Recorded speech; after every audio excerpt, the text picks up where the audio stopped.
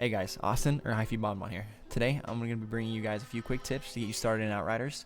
Before we get into it, if you guys like the video, make sure you turn that thumbs up button to a beautiful bright blue. If this video just isn't hitting it for you, left click that dislike button. Red is my favorite color after all. Speaking of red, don't forget to slap that huge red subscribe button if you want to see more content from Outriders like this. Without further ado, let's get right into it though. First tip I got, the auto loot function of this game.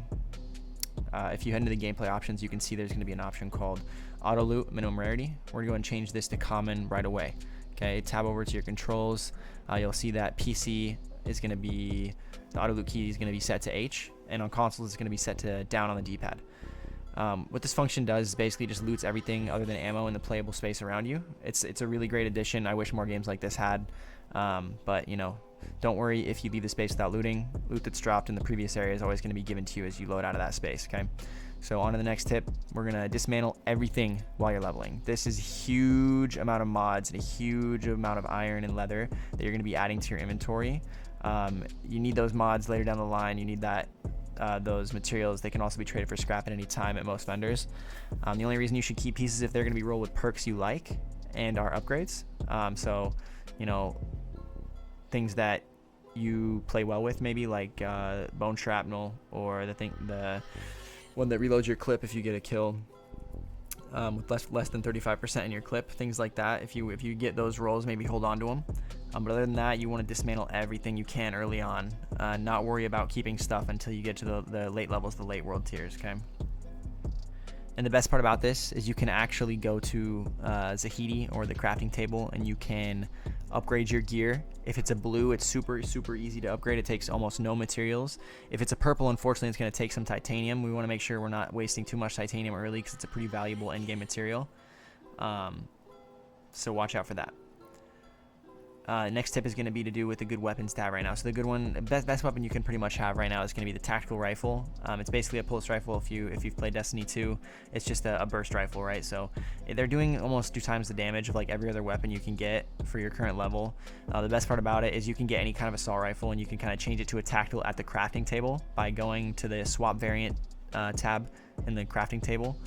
It just takes a little bit of iron. It's pretty awesome. Yeah, they do a lot of damage. I would definitely keep an eye out for tactical rifles out there when you're getting those sick perps to drop.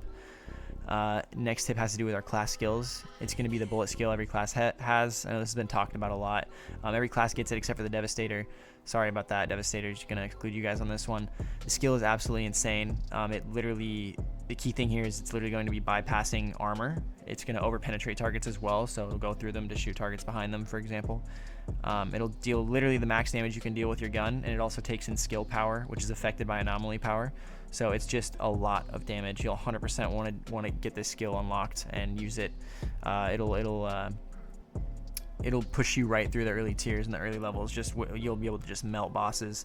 You can add skill mods to your gear that affect it as well. It's amazing. So if you stack all 5 mods on all your gear, or 4, some of them aren't that good, but if you stack mods for that ability, it'll just make it so devastating. It'll just melt bosses.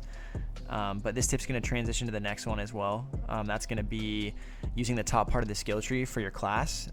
Mixing it with this ability as well is kind of nice. As you can see, the top tree kind of messes with a mixture of weapon damage boosts, utilizing certain class skills and damage boosts with certain classes. Your weapon's the only thing in this game that's really never on cooldown, so optimizing this damage while you're leveling is going to be pretty nice, because it'll mean that you can pretty much always be dealing good damage. It'll kind of speed you right through the world tiers and through the campaign. It'll be really nice. Yeah, it's insane. Like, bosses literally fall. This bullet class ability early on mixed with a tactical rifle and a big clip, that is huge. Damn. Last tip I've got for you guys is going to be something a lot of people miss early on. That's going to be the world tier rewards. You can claim them after progressing that said world tier. For the first few world tier rewards, you don't really get much other than mats, which are super nice to have. But as you progress through the mid to late world tiers, claiming those rewards is going to get you some perps. And I'm talking perp weapons, and they're going to do big damn. Hopefully you get a good roll on them. They're all randomly rolled, but they're going to give you perp weapons. At World Tier 12, you're also going to get a legendary, so make sure you pay attention for that. You got to claim those World Tier rewards whenever you level up your World Tier.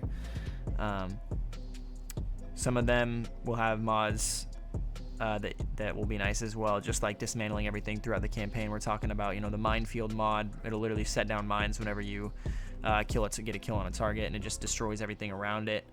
Or the bone shatter mod, which literally just explodes on the enemy you kill and damage everything around it and put a bleed on it. It usually just one shots everything though, especially the little guys, those little aliens.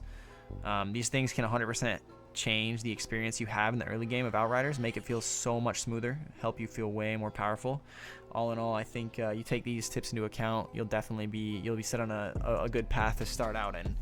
If you're just starting out in Outriders. So yeah, don't forget to like if you guys enjoyed it, dislike it. If you think there's areas I can improve on, go ahead, leave a comment in the comment section. Let me know what I'm doing and if I can change anything that maybe will help you guys enjoy this content more. But other than that, guys, I am out. Peace.